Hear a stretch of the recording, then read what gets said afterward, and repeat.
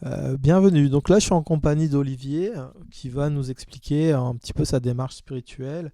J'ai préparé quelques questions concernant la non-dualité, la présence, le soi, etc. Donc on va essayer de vulgariser un petit peu la non-dualité pour que les internautes puissent comprendre un peu qu'est-ce que peut représenter la réalisation du soi. Voilà, on va parler un peu de tout. L'objectif, c'est d'être dans la pédagogie et qu'Olivier nous explique un peu ce qu'il vit. Alors ma première question, c'est Olivier, un peu étrange ma question, c'est comment te sens-tu dans cet instant présent? Que ressens-tu là maintenant dans cet instant présent? Je te passe le micro. Comment je me sens? On va dire, je suis bien avec moi-même. Bon, c'est sûr qu'il y a la caméra devant, donc ça met une petite pression, mais rien de bien grave, on va dire. Ça, c'est des choses qui vont disparaître rapidement une fois que l'interview va avancer dans le temps. Voilà, je suis très bien avec moi-même, sans problème. D'accord. Alors la première question, c'est qu'est-ce que le soi? Et d'ailleurs, je me demandais, est-ce que ça se décrit d'ailleurs? Alors qu'est-ce que le soi avec un S majuscule? Est-ce que tu peux aussi expliquer aux internautes qu'il y a le soi avec un petit s et le soi avec le grand S? Alors, parce que certains internautes ne connaissent même pas du tout la notion du soi, d'où ça vient, qu'est-ce que c'est exactement. Bon, on va commencer par les deux définitions. En fait, on va parler du petit soi et du grand soi. Donc, comme ça permettra de savoir où est le grand S et le petit s. Donc, il y a le petit soi. En fait, le petit soi est relié à la personne que nous pensons être. Donc, ce qui se passe, ce que nous sommes après le jeu. Je suis un tel, je vis dans tel pays, j'ai telle nationalité, j'ai telle envie, telle passion, etc. C'est ça en fait. Je vis telle vie, j'ai autant de... Comment je pourrais dire? On va dire c'est la personnalité, on va dire. C'est la personnalité que nous pensons être. Et il y a le grand soi. Le grand soi, donc c'est le divin. C'est-à-dire qu'en fait, le divin, c'est le jeu en question qui n'est pas identifié au personnage. Voilà, c'est ce qu'on pourrait appeler, voilà, le soi, ça serait plutôt ça en fait, le grand soi, le divin qui est en nous, au plus profond de nous, est-ce que nous sommes en réalité, une fois désidentifiés. D'accord. Et justement, on parle de la réalisation du soi. Alors, est-ce que tu pourrais expliquer aux internautes ce que ça voudrait dire, la réalisation du soi avec un S majuscule, justement? Alors, ce, ce qu'on appelle en fait, celui qui appelle, celui qui définit en fait la réalisation du soi, c'est le chercheur. Celui qui pense qu'il y a une quête pour atteindre la réalisation du soi. Or, par défaut, on est déjà réalisé en fait. Mais parce qu'il y a un mental, parce qu'il y a un jeu, parce qu'il y a une personne qui s'identifie, il y a une quête à atteindre. Mais au final, il n'y a rien à faire. Tout est déjà parfait. Tous les gens sont déjà réalisés, mais ne le savent pas. Parce que parce qu'il y a le mental qui, à un moment donné de notre vie, en fait, compte s'est installé et qui nous a fait croire que nous étions différents les uns les autres, que nous étions une personnalité individuelle, séparée des autres. Et quand arrive la quête spirituelle, je veux réaliser le soi, il y a donc un regard à faire sur le mental. Et on se rend compte qu'au final, quand on réalise le soi, que toute la quête en fait compte du début jusqu'à la fin, ce n'est une addition d'illusions à surmonter.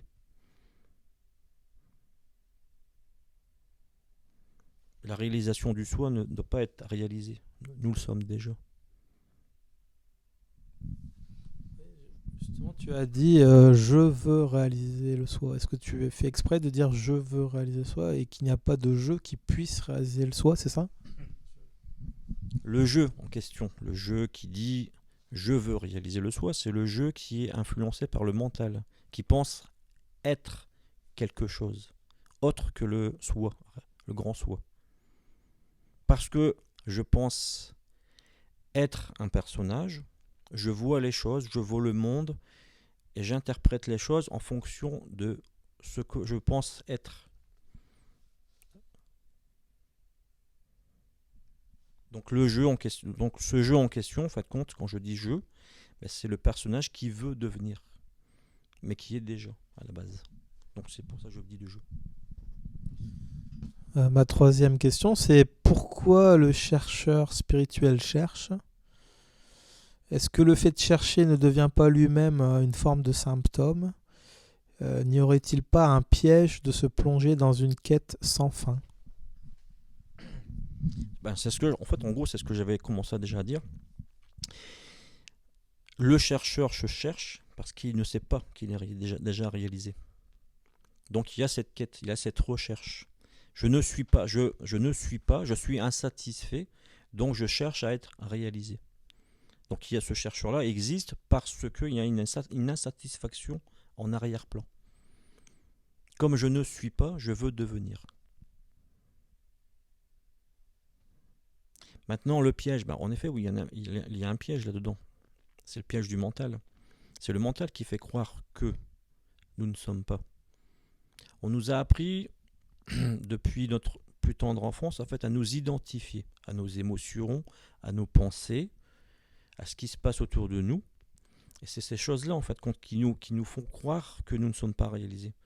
Donc, à un moment donné, quand on se rend compte, ou quand il y a des gens qui viennent, en fait, des personnes qui viennent nous informer qu'il y a autre chose que ce qu'il y a devant nous, on va chercher. On va créer un chercheur, et ce chercheur, en fait, il va chercher à se réaliser. Parce que le personnage, au plus profond de lui-même, se sent insatisfait. Et comme il veut devenir, alors qu'il est déjà, le chercheur arrive. Donc il a là le piège, en fait. C'est de croire qu'il faut chercher. D'après toi, quelles sont les pistes pour sortir de l'identification à son propre personnage?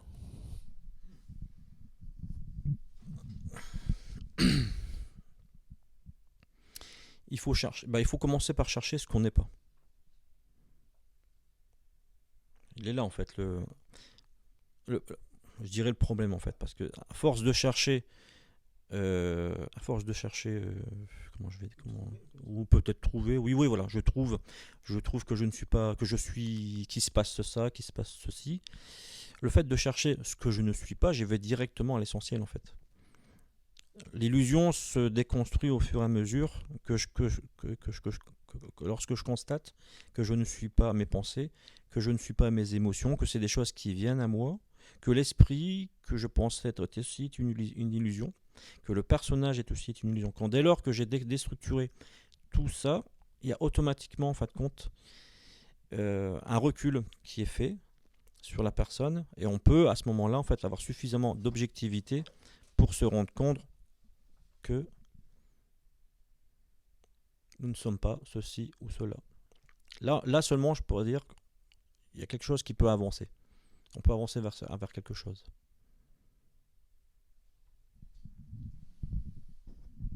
Est-ce que tu pourrais décrire aux internautes ce qu'est cette identification?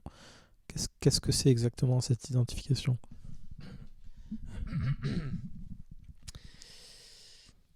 L'identification, elle va débuter à partir du moment où il va y avoir un jeu. En tant que personne, c'est-à-dire que je suis, donc en fait, à la base, si on prend le principe, qu'est-ce que nous sommes en réalité? C'est je suis, tout simplement. Nous sommes une présence, je la nomme, elle ne devrait pas être nommée, on peut pas vraiment, c'est innommable en fait, ce que j'essaye de faire, mais bon, il faut bien aiguiller, il faut bien aiguiller. Mais dès lors que je dis je suis et que je rajoute un adjectif, une émotion, une idée, un concept, je suis dans l'illusion.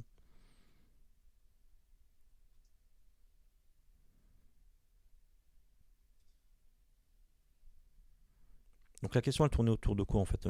J'ai un peu perdu le fil en fait.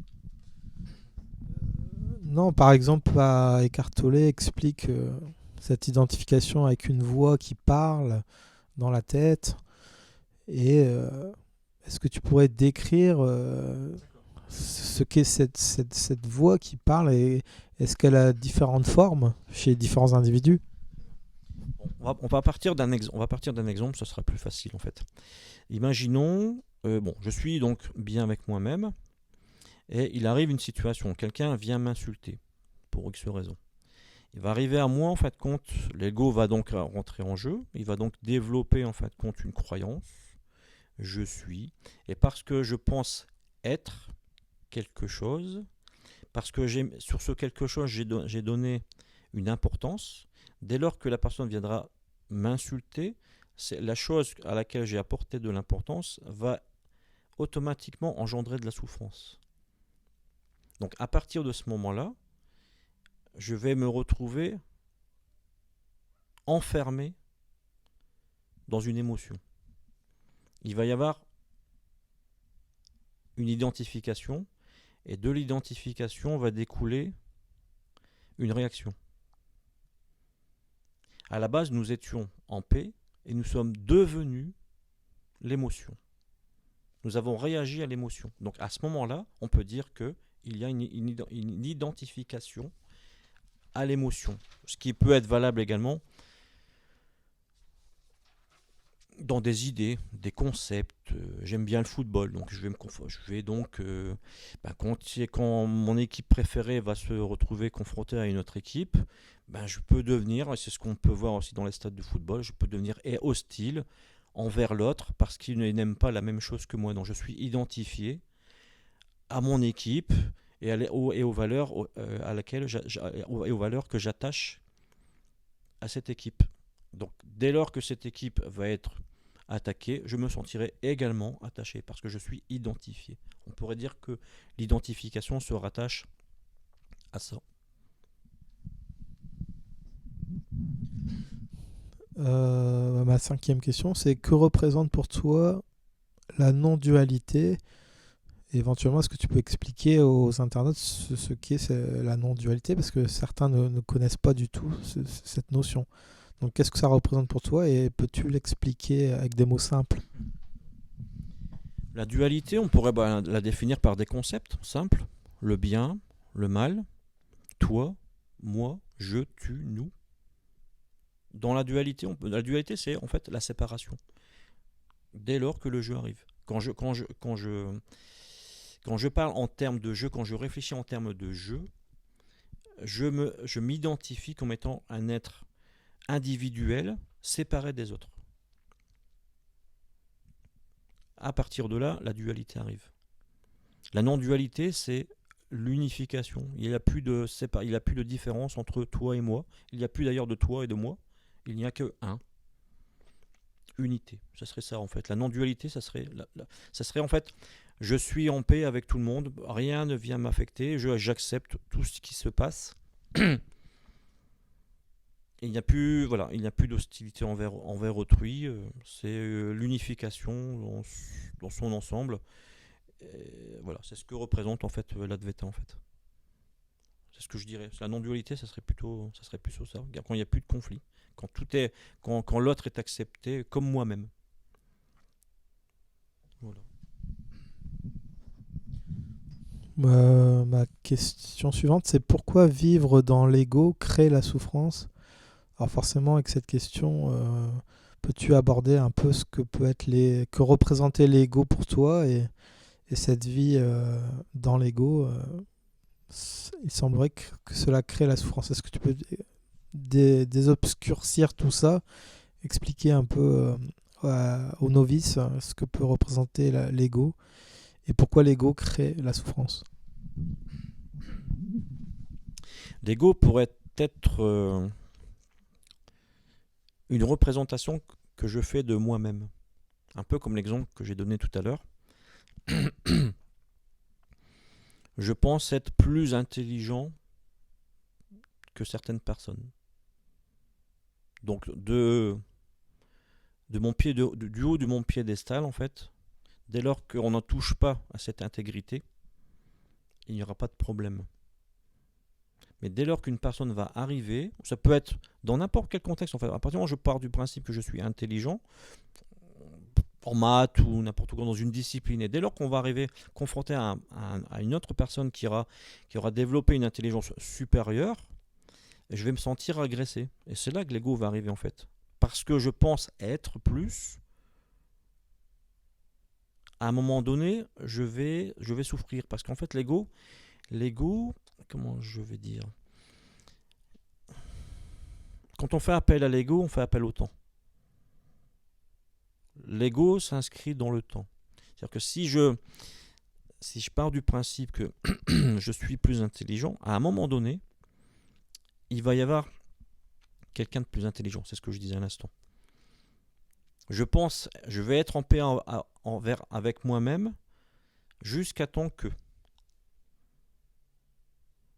Mais dès lors que je vais être confronté à un adversaire de taille, voire un peu plus, je vais commencer à souffrir, je vais commencer à ressentir de la rancœur, et peut-être même de la haine, carrément, hein, parce que ça peut aussi engendrer ça.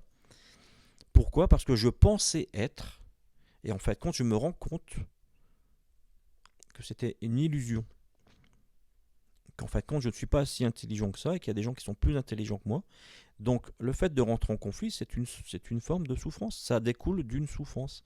Je pensais que, donc ça repose sur une croyance, et la croyance est une illusion. Et quand l'illusion disparaît, ben, il reste que les choses qui sont réelles, en fait, quand on est confronté au réel, on ne peut pas faire autrement que de souffrir si on s'y oppose. Et c'est ce qui arrive en fait en général quand une personne se retrouve confrontée à ça. Donc l'ego, en réalité l'ego n'est pas un problème parce qu'il est là, c'est un, on va dire, comment je pourrais dire, c'est un indicateur. C'est pour être un indicateur. Je veux dire voilà, tu n'as pas surmonté cette chose-là ou tu as cru cette chose-là. Donc je suis là pour te montrer que tu es encore à ce stade-là. Mais dès qu'on dépasse, dès qu'on dissout en fait l'ego, dès qu'on n'a plus de problème avec l'ego, on n'a plus de problème envers soi-même et envers les autres. Donc la paix peut s'installer et il n'y a plus de souffrance. Merci pour cette réponse.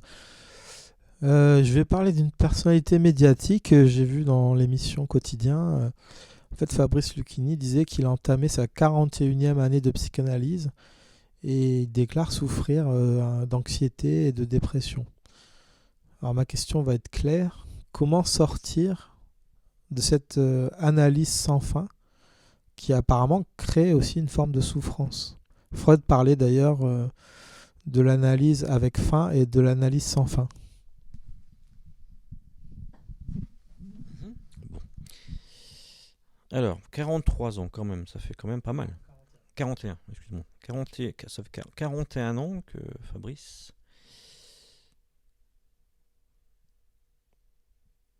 n'arrive pas à en sortir.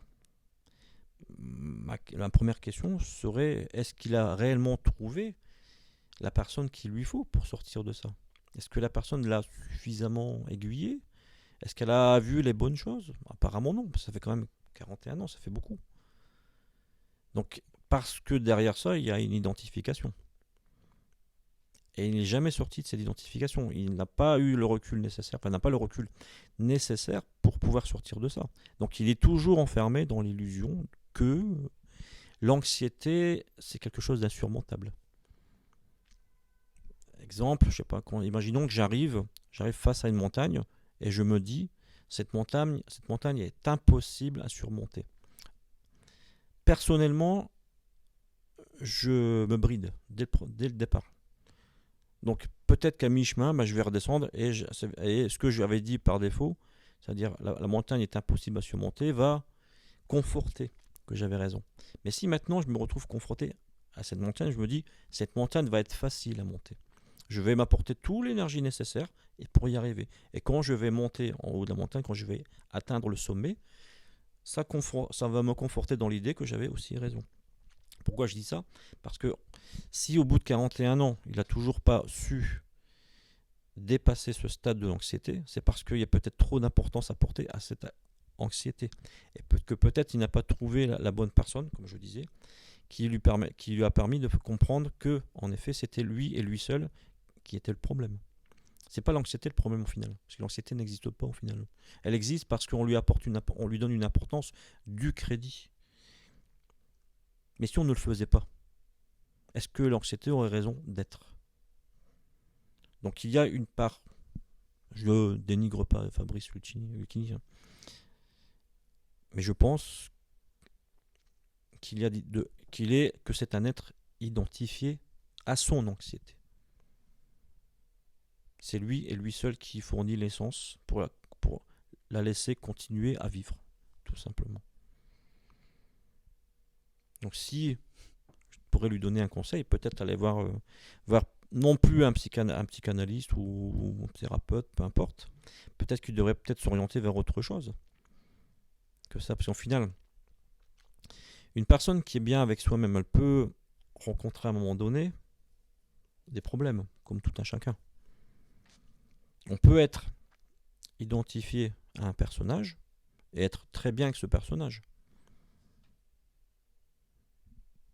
Et là, un psychologue suffira à rééquilibrer le personnage et tout rentrera dans l'ordre. Mais si maintenant on essayait de se désidentifier à l'anxiété, qu'est-ce qui pourrait en déboucher? Qu'est-ce qu'on pourrait aboutir à quoi en fait au final? Si on comprenait que l'anxiété en fait c'est une illusion.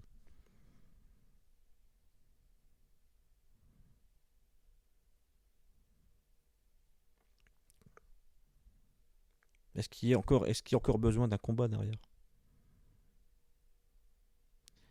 Ce que j'essaie de faire comprendre, c'est que je ne dénigre pas le métier de psychologue. Hein. Chacun a sa mission, chacun peut faire ce qu'il veut et chacun a un savoir et puis comment on va dire des qualités. C'est pas le problème. Il n'est pas là le problème. Ce que je dis, c'est que un psychologue ne peut pas résoudre tous les problèmes. Une personne qui est identifiée à sa colère ne pourra pas sortir de sa colère si elle n'a pas compris que la colère est une illusion. L'Advaita a la solution, c'est-à-dire dans le sens où, dès lors qu'on comprend qu'il y a une illusion, on peut sortir du personnage. En sortant du personnage, on sort de l'illusion.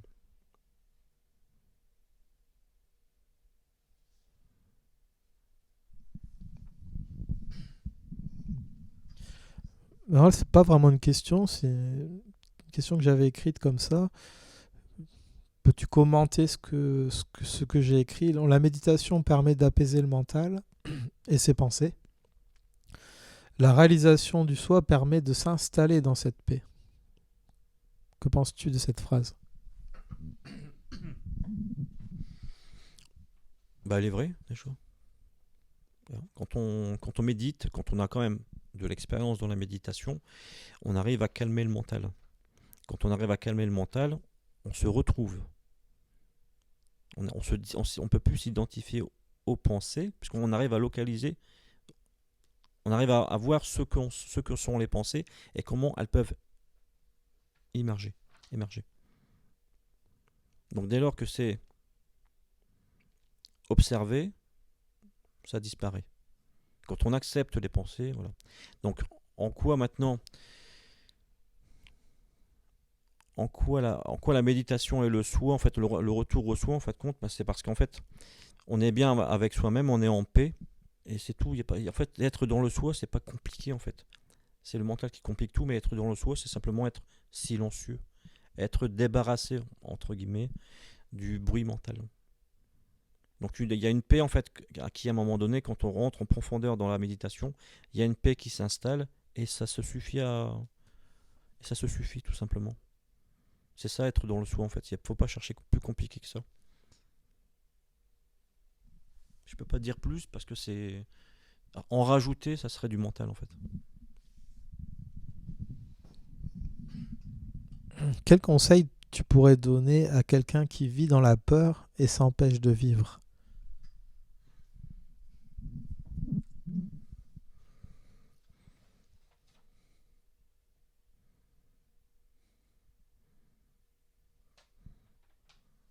Un claquement de doigts, c'est pas évident quand même, hein, parce que si ça dépend, ça va dépendre du degré de la peur. Il y a plein de choses qui font que ça c'est une question quand même assez complexe parce qu'il faut quand même partir d'un début quand même. Je peux pas dire à la personne désidentifie-toi la peur. Peut-être à la rigueur je l'amènerai peut-être à lui faire comprendre de faire l'expérience peut-être. C'est-à-dire j'ai peur, je sais pas, qu'est-ce qu'on pourrait donner comme un exemple de peur. J'ai peur des rats ou j'ai peur des araignées. Ok, t'as peur des araignées, d'accord. Bon, faisons l'expérience. Voyons voir qu'est-ce qui te fait peur. Qu'est-ce qui te fait peur dans le rat, qu'est-ce qui te fait peur dans l'araignée. On essaye de sonder. J'essaierai en fait de sonder en gros d'où vient la peur. Et tu as peur du rat parce qu'il peut te mordre. Bah écoute, voyons ensemble. Je vais caresser le rat devant toi. Voyons ce qui se passe. Peut-être faire disparaître la peur avec l'expérience directe, tout simplement en fait. Pas besoin de partir dans les élucubrations, dans des livres, etc. Peut-être juste faire une expérience, dire voilà, t'as peur des rats, fais l'expérience. Essaye de faire, même si la peur est là, surmonte ta peur et regarde ce qui se passe. Et avec l'expérience, avec le recul nécessaire, peut-être qu'à partir de ce moment-là, la personne pourra se dire, en effet, elle va comprendre qu'en fait la peur c'était qu'une illusion et qu'elle s'est automatiquement auto-limitée en fait compte vis-à-vis de ça. Et le fait d'avoir l'expérience, faire l'expérience directe, ça permet de mettre des mots sur cette illusion en fait compte et de complètement la dissoudre. Voilà en gros maintenant en fait, c'est pour ça que je réponds là. Voilà ce que je répondrai maintenant en fait. Que penserais-tu de la formule de Descartes ? Je pense, donc je suis. Je dirais que je pense, donc je suis. C'est un peu faux en fait. Je dirais même c'est carrément faux. Ça veut dire que si je pense, à partir du moment où je pense, je suis. Mais je peux être sans penser. La conscience n'a pas besoin. La conscience n'a pas besoin qu'une pensée arrive à elle pour se sentir être là. Je suis une présence. La présence qui observe, qui fait l'expérience de la vie. Si maintenant il n'y a aucune pensée qui vient à moi, je ne me sentirais pas plus insignifiant ou comment je pourrais dire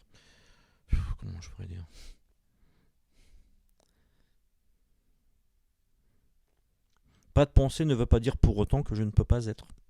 Voilà. Et c'est en ça que Descartes s'est trompé. Descartes s'est juste arrêté à ça en fait. Mais Bouddha a été voir beaucoup plus loin. Il a été voir au-delà de la pensée. Il s'est rendu compte que la pensée c'était juste un objet qui apparaissait à la conscience. Mais la conscience est déjà là avant que la pensée arrive. Donc je pense donc je suis. Non.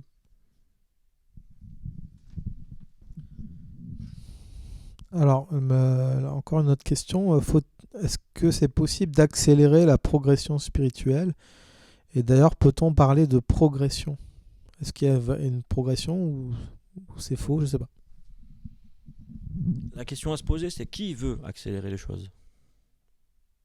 Pourquoi accélérer les choses ? Pourquoi ne pas accepter les choses telles qu'elles sont ?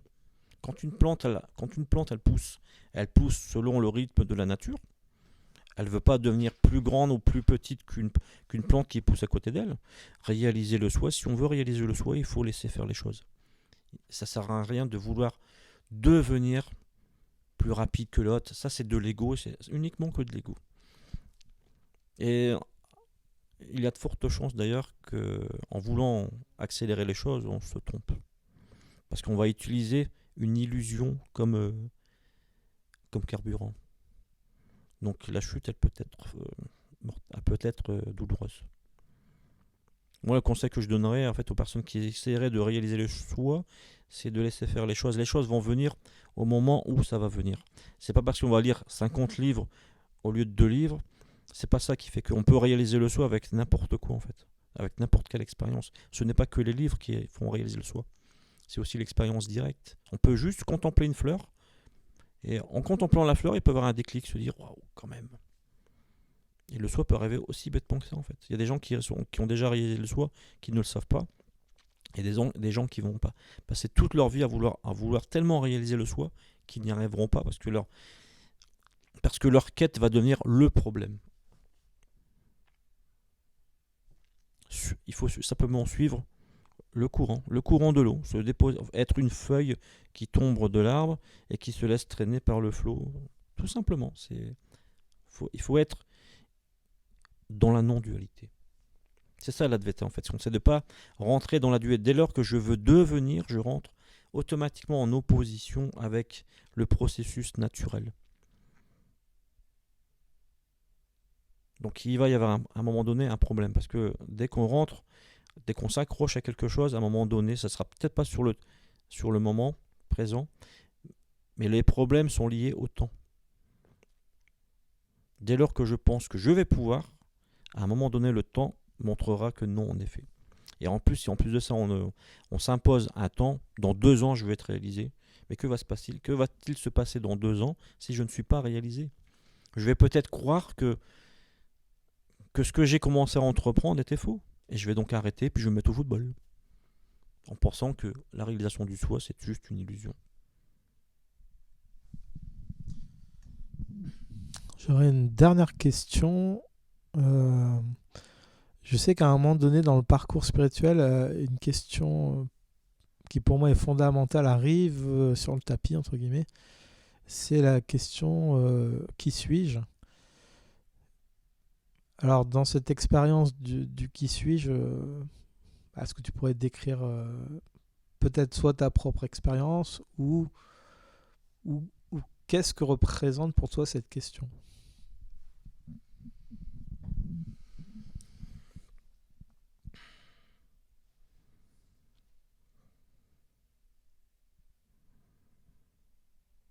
Qui suis-je?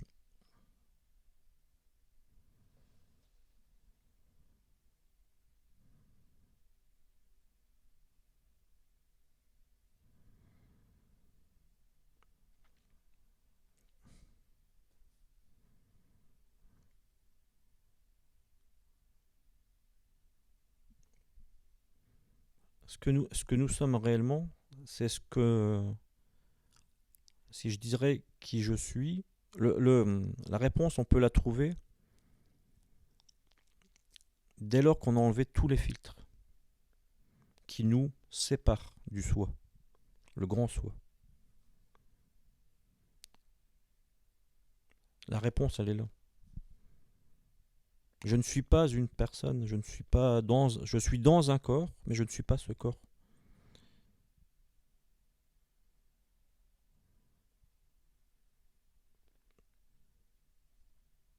Je suis se satisfait lui-même. Je suis. Si je devais donner un autre mot que je suis, je dirais présence. Voilà ce que nous sommes, c'est tout.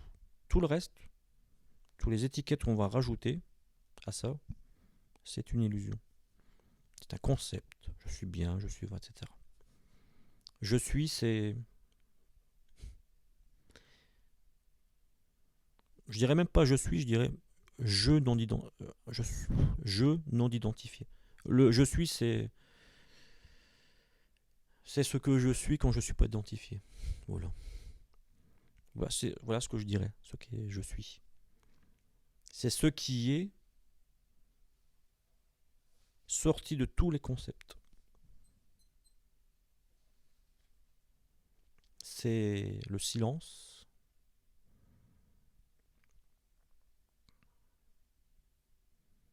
C'est être sorti de tous les combats, de tous les problèmes. C'est être la seconde